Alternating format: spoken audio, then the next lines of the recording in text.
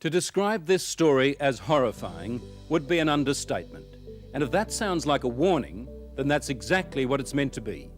It deals with the sexual abuse of children by satanic cults. And not only that, human sacrifices as well. We started investigating these secret satanic cults when a British Member of Parliament linked them with the ritual murder of children. In this day and age, it sounded too far-fetched, as did suggestions that the same thing might be happening in Australia. But then we met Teresa. She's only 15, and for 12 of those years, she's been the victim of relentless depravity. Teresa's story is both shocking and compelling, yet it's a story she's anxious to tell.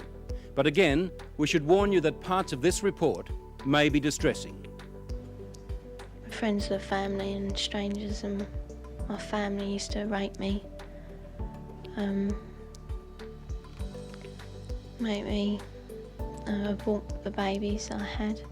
It would be hard to imagine more misery and suffering than what Teresa says she's had to endure. And us kids would be made to do things with the adults and the animals, and then a sacrifice would happen. The sacrifice, were these animal sacrifices? Animals and people.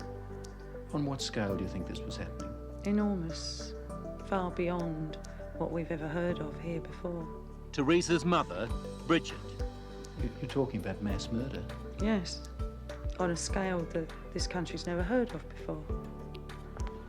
Like the old people's homes now.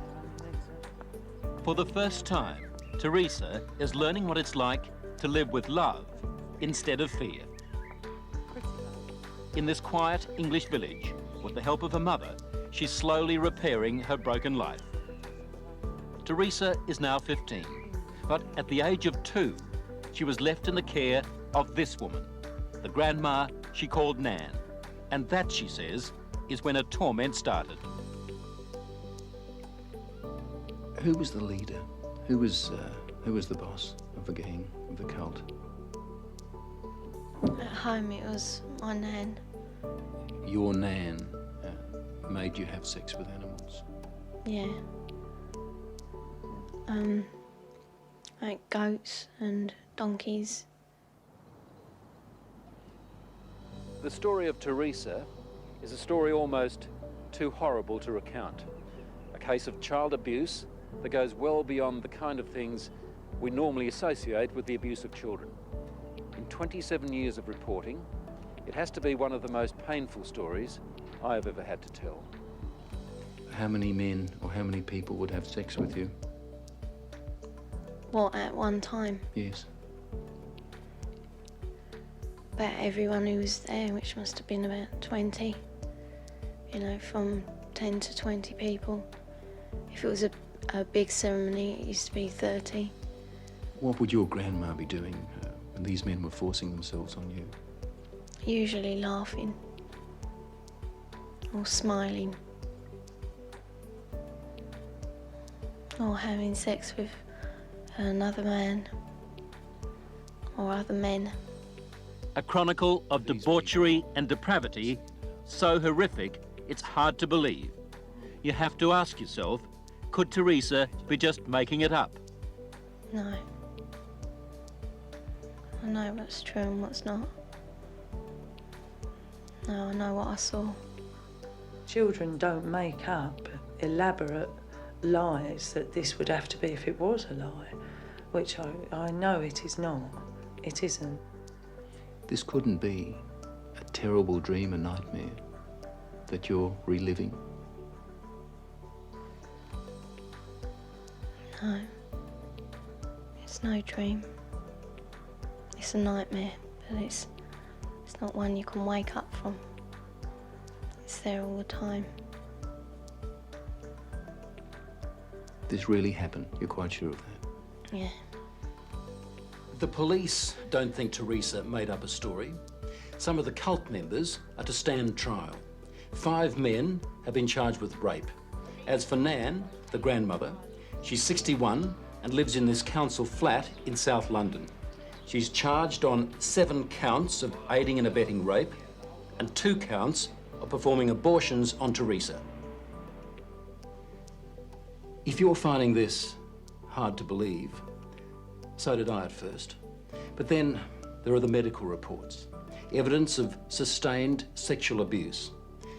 And there's this, a statement prepared for 60 Minutes by Teresa's psychiatrist. It says, "In my opinion, Teresa's account is not the product of a psychotic illness, nor the figment of a fertile imagination. I believe her to be telling the truth." I know what's true and what's not. We also took Teresa's story to this man, therapist Ray Wire. He reads a transcript of our interview and listens to her voice. It's no dream.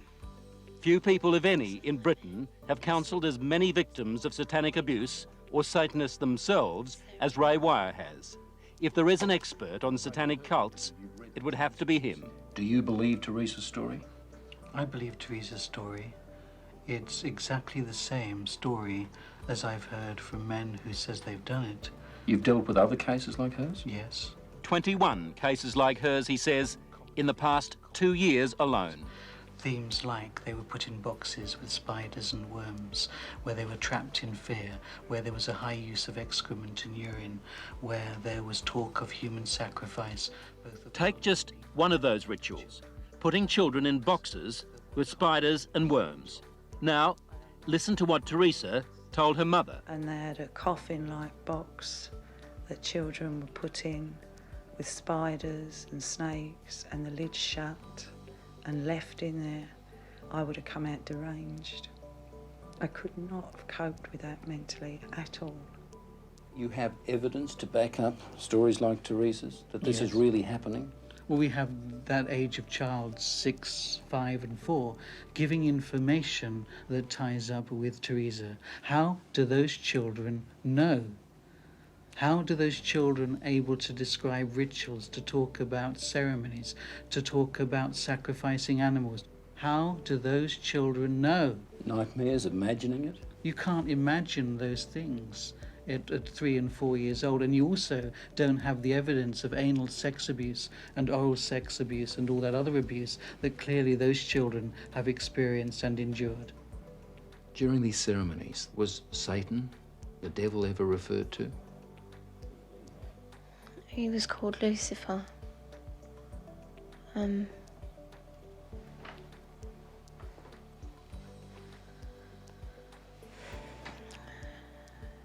What did they say about the devil, about Lucifer? That killing the people made him happy. Sacrifices to please the devil. To talk about According to Teresa, the worst rituals took place at a house somewhere in the country. it was big, you know, expensive. From the front, it looked like a castle. You know, it had a long drive and big double wooden doors. Do you think they were rich people then? Very rich.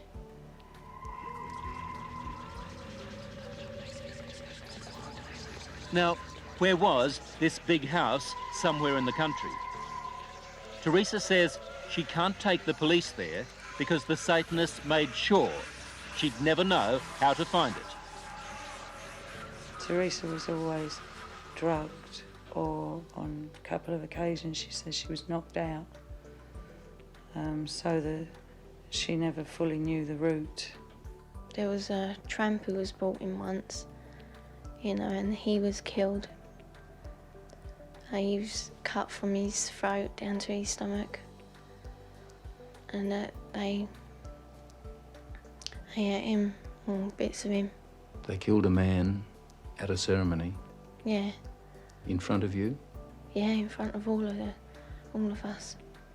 Did the tramp, did this man fight back? No, I think he was, you know, drunk or something. He seemed really dopey. He was laughing a lot when he was brought in. And he started screaming when they began to cut. But after a while, you know, he died. I'd seen a few killings before then. Although I wasn't used to it, you know, that was the worst one. I really don't know what I thought. I suppose I thought, thank God it's not me. Let me get this right now. Are you saying that you saw more than one person killed in that house? Yeah. I've seen loads of babies killed there. Just newborn babies. Or aborted ones, which were only small. You know, 4-year-olds. Any age, really. Did they ever say they might kill you? They threatened to kill my little girl, who, when I left, was still at the house. A friend? Huh? What little girl? My little girl, Alex. She's about 4 now. You mean you had a child? Yeah. How old were you when you had that child? 11. Motherhood at the age of 11. But from what Teresa told her mother, it wasn't the only pregnancy. We think about 7 or 8 times. It's hard to say.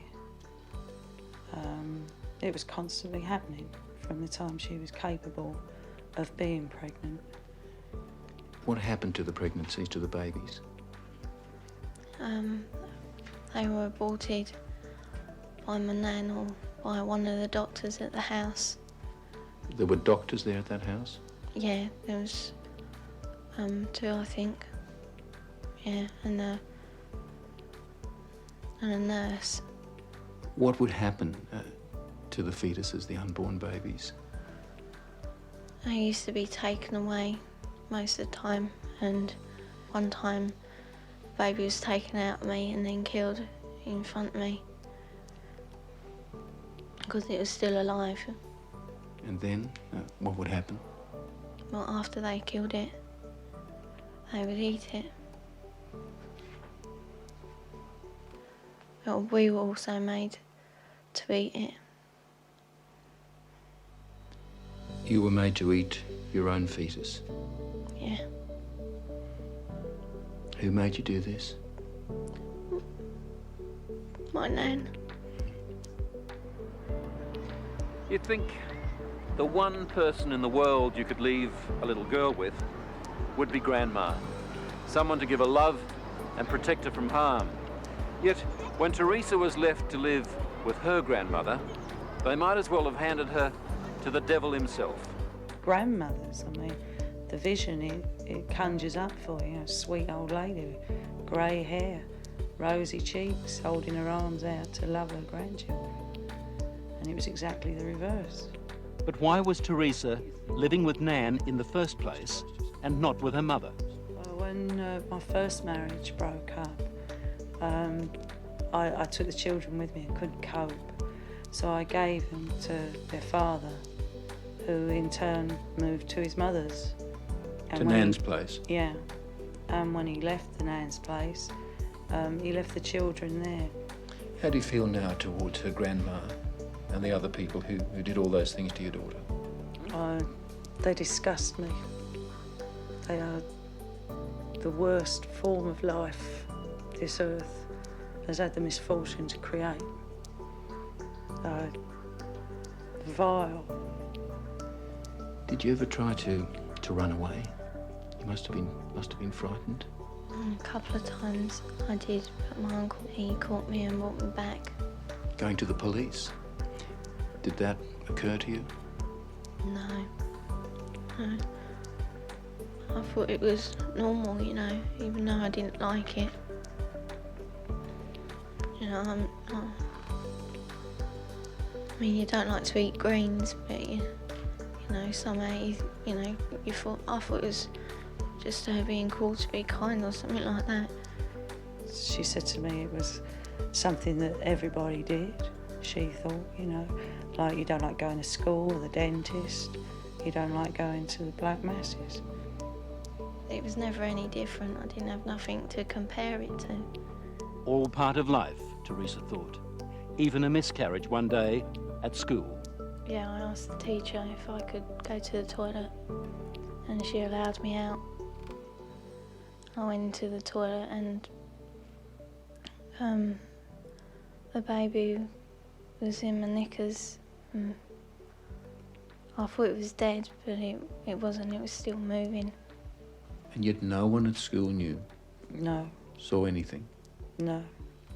Or if they did, they didn't say. No, she was treated for a high temperature, a fever, nothing more. What did she do with the baby? She kept her for a while because she was frightened that they'd use the child as part of the rituals. So she turned the pencil case into a little coffin. Apparently she put roses in to make her smell sweet, put a letter with her, pictures of herself and her brother, a picture of me. And then I put it down the chute because I didn't want my nan to get it.